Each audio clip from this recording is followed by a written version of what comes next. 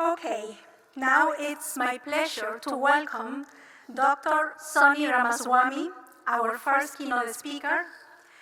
He is a leader, innovator, and a lifelong champion of science and education.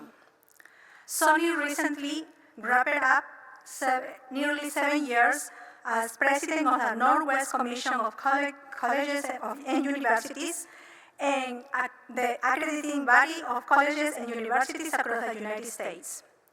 Before that, he was appointed by President Barack Obama to direct the National Institute of Food and Agriculture, where he led national efforts to spark innovation and to address some of the society's biggest challenges, from food security to nutrition to agriculture and the environment. Over his career, Sonny has held key leadership roles in higher education. As Dean of the Oregon State University's College of Agricultural Sciences, Director of Agricultural Research at Purdue University, and Head of Entomology at Kansas State University. Originally from India, Sonny earned his bachelor's degree and master's degrees from the University of Agricultural Sciences in Bangalore, his PhD from Rutgers University, and completed a postdoctoral research at Michigan State University. He is also a graduate of Harvard's Management Development Program. With a career spanning science, leadership, and public service, Sonny brings a deep passion for connecting research and education to the real world, with a real-world impact. Please join me with giving him a warm welcome to Dr. Sonny Ramaswamy.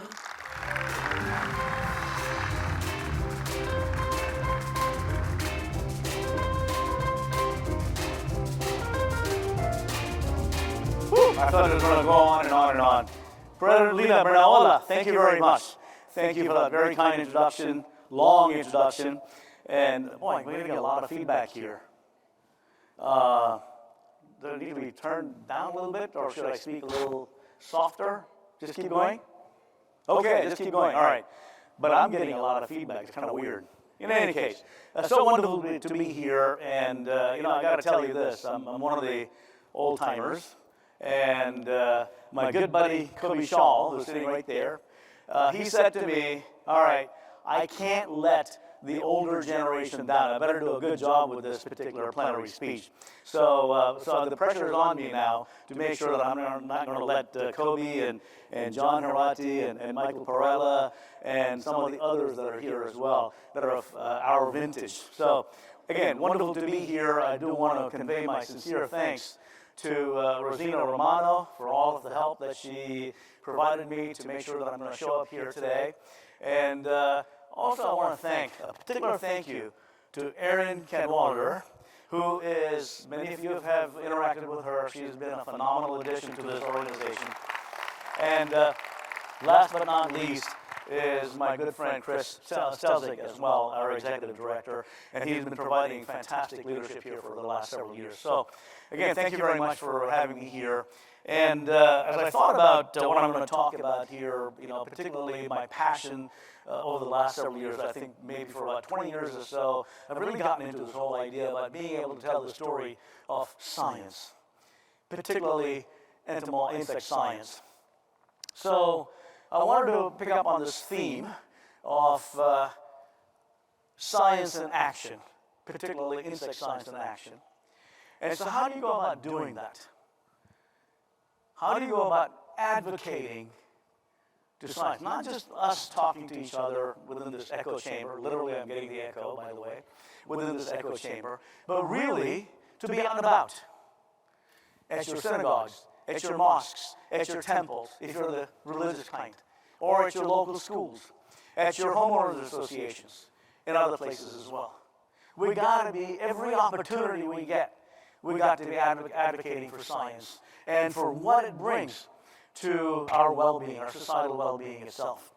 So here in the next few minutes, I want to share some thoughts with you and have you take it back to your hometowns, to your institutions, and engage in advocating for science, because it is for us collectively, for humanity collectively is what it's all about.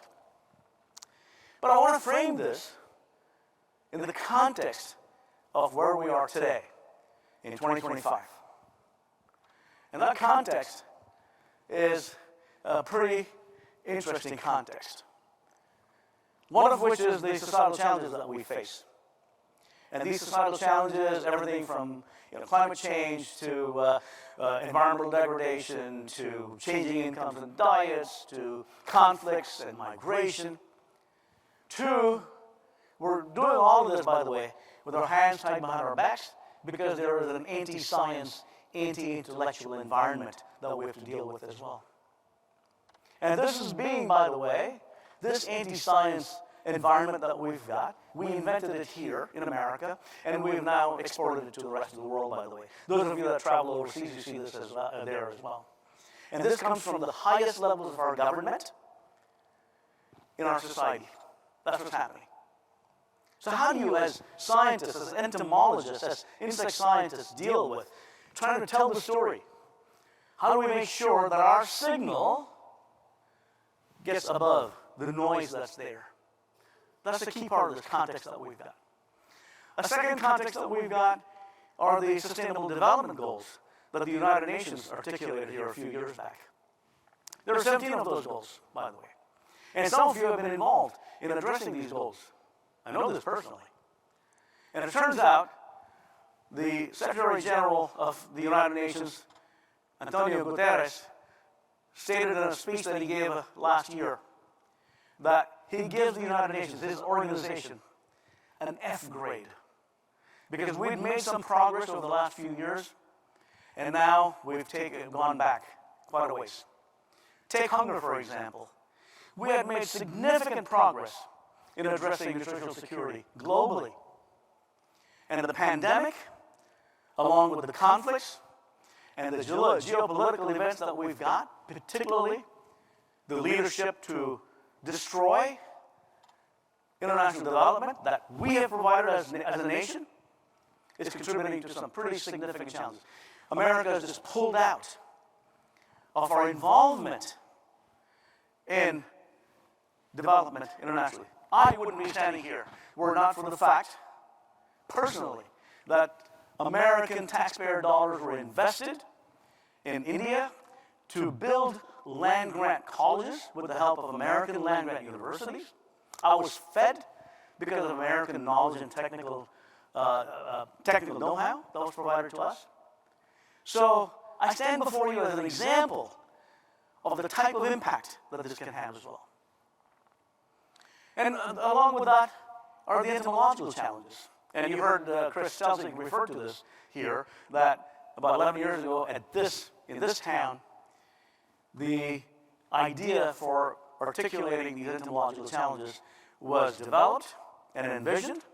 And these are basically addressing issues related to public health, feeding the world, and addressing the scourge of invasive species because of continuing globalization and movement of people and goods and services and things like that as well. And last but not least are the executive orders that keep coming out of Washington, D.C., out of the White House, very specifically. As of yesterday, I didn't look today, as of yesterday, we have over 200 executive orders. And these executive orders, by the way, you may think, well, it's not really affecting me. Well, it's affecting every one of us.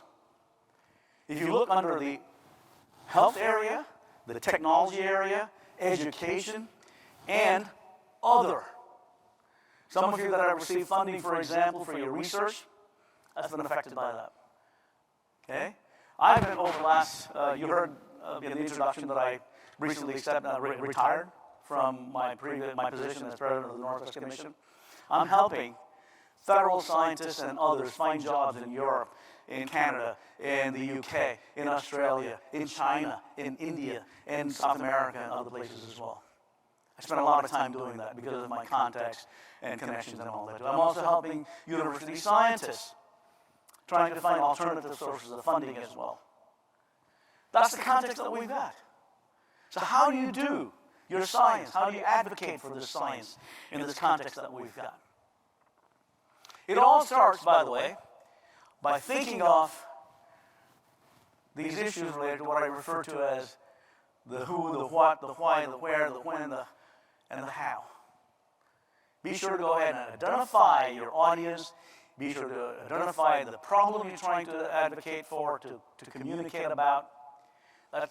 Make sure that's what it's all about. Be very focused, laser focused in being able to advocate. And so you've got to articulate the value proposition. So we had a wonderful conversation earlier today at I think it was a workshop, right, that we did. Jennifer Henke and Marianne Alain and the others had organized for us. And the conversation really was about this topic. How do you go ahead and create a value proposition that is something that people understand? People ask, what's in it for me? Why should I care about entomology? Or who cares about the stuff that you do with all these behavior-modifying chemicals and things like that? We've got to convey that sense of why it is important to be able to work on sex pheromones or to work on the genomics of some insect or that fly on Chris's windshield, for example. We've got to be able to provide that value proposition. Absent that, it's not going to go anywhere. And think of the realm that we operate under. You heard Chris talking about how he, came together with our other sister societies from across the globe in coming up with a statement that this is a global science. But when you think about it, really, it's everything from the local to the global. As entomologists, again, in the conversation that we had at our table, it is all about local. And a few years ago, we came up with this tagline saying, act locally, think globally. Right? That's what we were talking about previously. So that's our realm that we've got. Another realm that we have is this idea of One Health. Entomologists are a critical part of this effort that the veterinarians developed, by the way, this idea of One Health. We have a very important role to play, a critical role to play as entomologists, as insect scientists, in addressing, whether it's environmental health or public health or other aspects of the health that we've got. And last but not least, the realm that you can think of is ensuring the security of our communities. We have a role to play in that too. Step back and think about it. The research that you do, whether it's as an early career scientist or an extension professional or as an educator, these are the areas that we have a very, very significant role to play. Ultimately, seriously, it is about our national security as well. One of the things that we were very successful at seeking and getting funding from Congress, in part, was we framed it as national security. That if we did not address nutritional security, if we did not address economic security, we would not have national security. By the way, all that's been thrown out the window as part of these executive orders that we've got coming out left and right. And that's the realm that you want to think of as you're advocating for entomology, for insect science itself. So when you think about advocacy for entomology, you got to ask yourself, who cares? Why does advocacy matter? It is about funding. It is about making sure that the people that are in power in Washington, D.C., in Salem, Oregon, in Olympia, Washington, in other parts of America, in the state capitals, most of them have no knowledge about science, particularly entomological science. And here we have a whole bunch of things that are happening, these invasive species. Aaron has been, working in the background on issues related to this New World screwworm fly, Cochlea hominivores, right? We thought we had dealt with it. It was done. It's over. A long time ago. Approximately about 1954. When it was all done, it was over. And then we had the idiotic policies in this country. The geopolitics gets into play. And so now we have to deal with that critter again. So we want to shape the science policy as well, because we want to inform these decision makers about what is at stake here. The other aspect of it is know your audience. You just can't go and start blabbering and all whatever it is that you want to do. Know your audience. Is it the public? Is it your neighbors? Your family members? Is it the institutions? Because each one of these is not a one-size-fits-all. The message that we're going to develop and deploy is going to be related to the particular audience that you're going to deal with as well. So not just saying I'm going to recycle whatever I've been talking about and go and talk to all these different groups need different pieces of information as they make their decisions as well. Then you've got fantastic support, by the way. Again, if you've not done it, some of you saw some pictures of half a dozen approximately fellows for this cohort now. And I know Aaron and Chris and them are very, very glad to help you think this through. Engage with them. Jennifer Hinkey sitting around someplace here. And by the way, Marianne, Elaine, was in the first cohort of fellows. And I had the privilege of hosting her and the others in Washington, D.C., in my office at the National Institute of Food and Agriculture. Engage with them. Be part of you don't have to be a fellow, by the way, to be able to be an advocate. Call up Erin or email her and say, hey, I want to be part of this.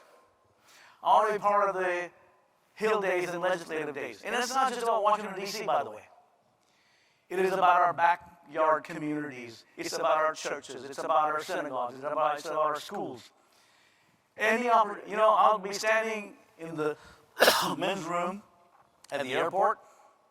I'm one that likes, I'm not like, by the way, remember the senator from Idaho, Utah, who was putting his foot on, no, don't do that, standing at the urinal. I started talking about insects, about science, about education, why it's important for us. Any and all opportunities I get, I'll start talking about it.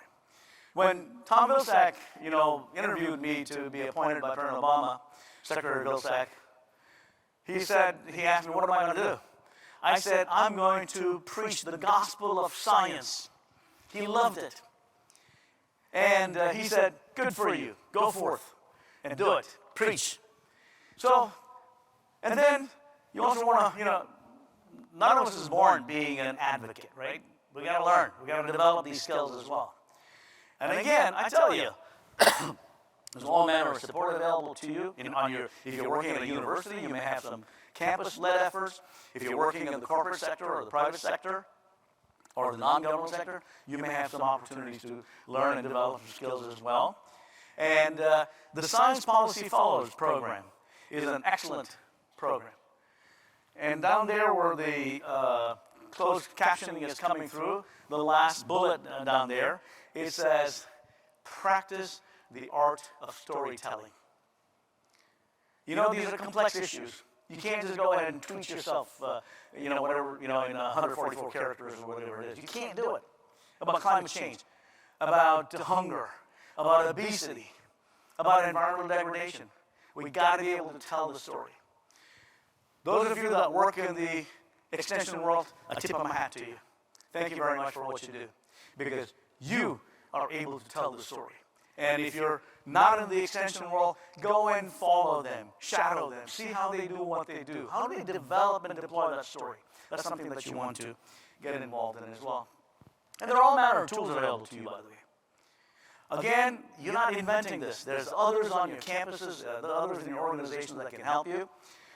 It's about having compelling, infographics and briefs, the relevance to society, the relevance to your neighbors, and it's about the messaging. And one of the things that we love to do as scientists is we're going to smack you with jargon and data. No, you can't be using jargon, can't be using data. It's got to be clear and concise and personal. It's got to come from here, not from here. It's got to come from here.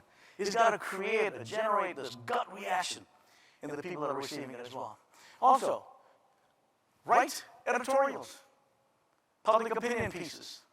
Right? Here, about a month ago or 2 months ago, the Entomology Society was involved in creating this movement about the hashtag Insect Science in Action. Right? Some of you wrote letters and articles and things like that. It is about that. And if you get a chance to, go and volunteer. My homeowners association, I talk about science. I talk about education. And I'm an atheist. I go to church. I've been to a mosque. I've been to synagogues, temples. Again, I preach the gospel of science is what I do. And I love it. And people love it too. It's amazing. You know, people want information so they can use that information to help make decisions. Okay? So, as I was thinking about giving this talk, I came across this particular paper. Metagenomic analysis reveals methanogenic and other archaeal genes in the digestive tract of invasive Japanese bee larvae. It's from Purdue University. I used to be there for a short time. I hired some of those people that are listed there as authors. Great paper, fantastic paper. I loved reading it. And once in a while I do read science too. And the key scientific findings, I'm summarizing it for you. It's about symbionts that allow the insect to adapt to new environments. It is about the potential for using these microbes as targets. And last but not least is their impact on climate change. Those are some of the scientific findings. So they published the paper, patted themselves on their backs, somebody got a raise, and they went on their happy, merry way. But that's not enough. The paperwork is not done until you translate that and convey that message, the advocacy messaging as well. What's the relevance to your neighbors, to your community that you live in? What about food security, health, and well-being of people that you know in those communities that you live in?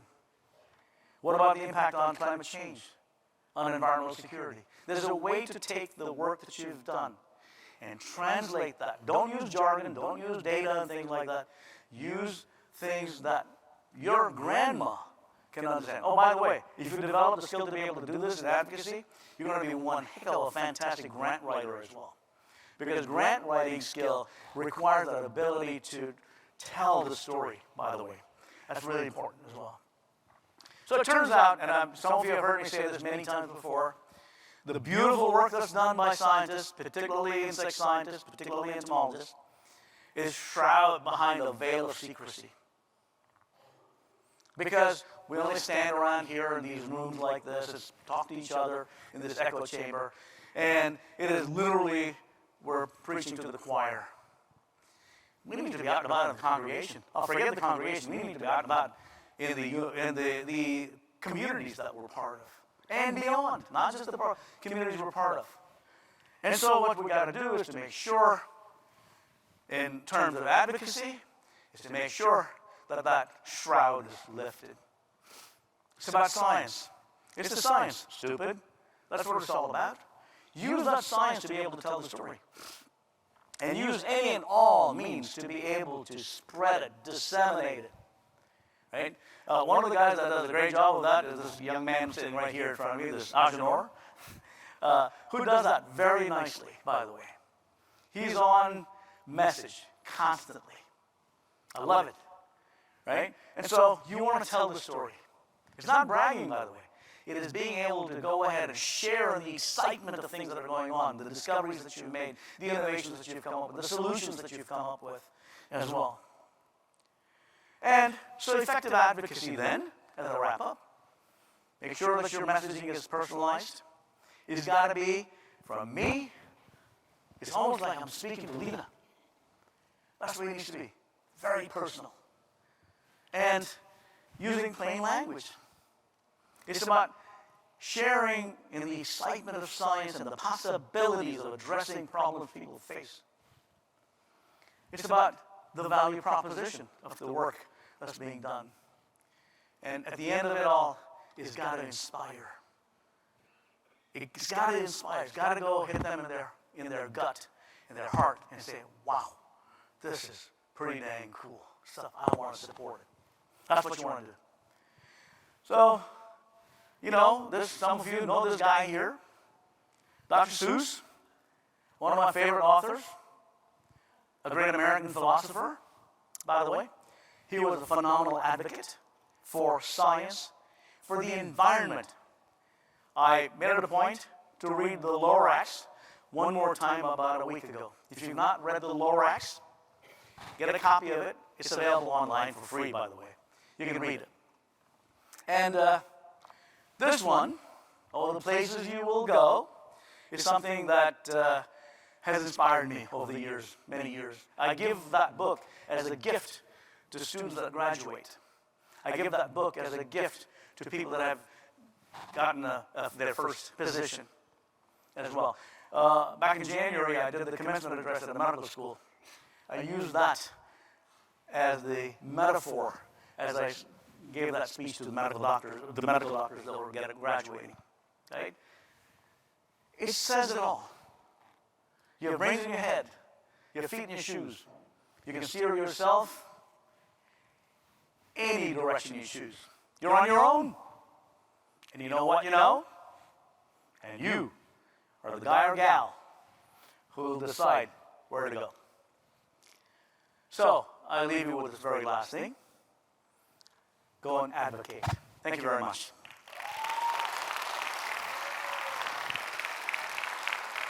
No questions, right? No questions.